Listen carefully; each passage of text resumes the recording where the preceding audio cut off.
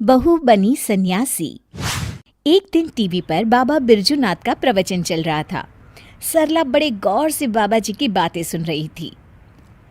भाइयों और बहनों, हम क्या लेके आए थे और क्या लेकर जाएंगे।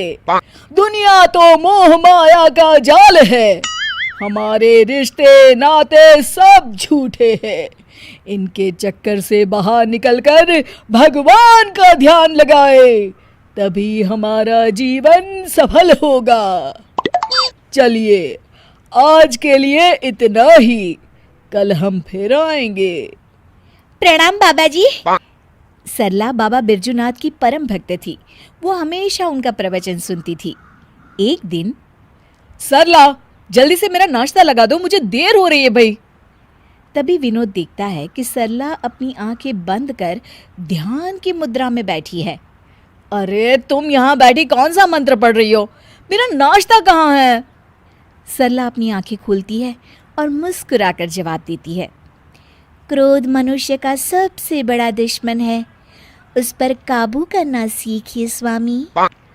अरे ये स्वामी कौन है? मेरा नाम तो विवेक है, भूल गई क्या? और कब से भूखा बैठा हूँ, चलो ना मेरे लिए जल्दी से नाश्ता बनाओ ना तुम। नाश्ता आप खुद बना लीजिए, इस वक्त मैं भगवान का ध्यान कर रही हूँ। विनोद चिढ़ जाता है। अरे यहाँ कोई मजाक चल रहा है? ये कैसे उटपटांग बातें कर रही हो तुम? मैंने तुमसे कितनी बार कहा है कि ये बाबा लोगों के प्रवचन ज्यादा मत देखा करो। खैर, तुम्हें तो मैं शाम को देख लूंगा, अभी मुझे देर हो रही है। उसी शाम सरला की सास, अरे बहू, कहाँ मर गई थी है? घर में इतना काम पड़ा है और तू है कि बाहर सैर सपाटा कर रही है।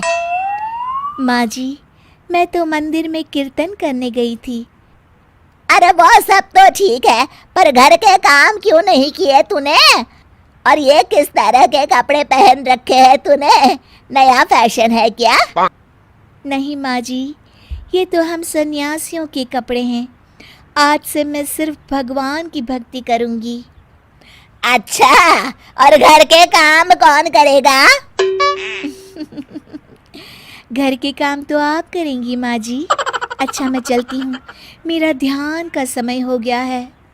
सरला अपने कमरे में चली जाती है। इस तरह सरला घर के काम करना बंद कर देती है और मजबूरी में सरला की सास को घर के सारे काम करने पड़ते हैं। कुछ दिनों के बाद, अरे बेटा, ऐसा कब तक चलेगा?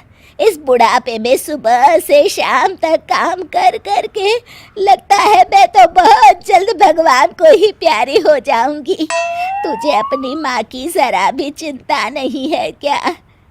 माँ, मेरी तो समझ में नहीं आता कि सरला का क्या करूं। एक बात बोलूं बेटा, जब से बहू सन्यासी बनी है तब से कुछ ज्यादा ही पेटू हो गई है। सारा दिन खाने का ऑर्डर देती रहती है। तभी दरवाजे पर सरला की सहेली कोमल आती है। नमस्ते माँ जी, सरला घर पर है क्या? हाँ, है अपने कमरे में। थोड़ी देर के बाद सरला अपने कमरे से आवाज देती है, माँ जी, 2 कप चाय ले आइएगा और साथ में कुछ नाश्ता भी। अरे जरा दम तो लेने दे महारानी। कुछ कहा क्या माँ जी? अरे कुछ नहीं बहू, आती हूँ चाय नाश्ता लेकर अभी। सरला की सास जैसे ही नाश्ता लेकर कमरे की तरफ जाती है कि दोनों के जोर जोर से हंसने की आवाज सुनाई देती है। सरला की सास वहीं रुककर दोनों की बातें सुनने लगती है। मान गए तुझे सरला, आखिर तू शर्त जीत गई। इतने दिनों से तूने अपनी सास को क्या बेवकूफ बना के रखा है और इस घर में मजे कर रही है। अरे वो बुढ़िया आधी बेवकूफ तो पहले से थी, मैंने अब उसे पूरी बेवकूफ बना दिया। अच्छा, तो ये बात है। ठहर जा बहू, अब तू देख ये बेवकूफ बुढ़िया क्या करती है। सरला की सास अपने बेटे विवेक को सारी बात बता देती है। अगले दिन, क्या हुआ माँ जी, ये सूटकेस लेकर आप लोग कहाँ जा रहे हैं और आज आप दोनों ने मेरी तरह सन्यासियों वाले कपड़े क्यों पहन रखे हैं? बहू, आज से हम दोनों भी तेरी तरह सन्यासी बन गए हैं। इसीलिए मैंने फैसला किया है कि हम ये घर बेचकर हिमालय चले जाएंगे भगवान की तपस्या करने। हैं? लेकिन माँ जी, आप ये घर कैसे बेच सकती हैं? मेरा मतलब आपके हिमालय जाने के बाद मैं कहाँ रहूँगी? अरे तू भी तो सन्यासी है, और एक सन्यासी को घर की क्या जरूरत। चल तू भी अपना सामान बांध ले, चल जल्दी कर बेटा। बाबा बिरजूनाथ बिल्कुल सही कहते हैं। ये घर बार रुपए पैसे सब मोह माया है, इसलिए तो मैंने आज से अपनी नौकरी भी छोड़ दी है। अरे वो बिरजू बाबा पागल है, उसकी सुन के आप दोनों ने इतना बड़ा कदम उठा लिया। क्या कहा बहू तूने? अपने सामने कोई और रास्ता न देख वो सच कबूल कर लेती है। मुझे माफ कर दीजिए माँ जी, मैं आज तक नाटक कर रही थी।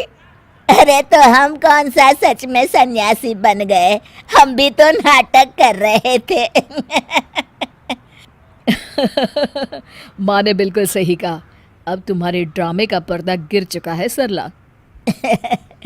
चल बहू चल, जल्दी से झाड़ू उठा और घर की साफ सफाई में लग जा। उसके बाद खाना बनाने की तैयारी भी तो करनी है ना तुझे।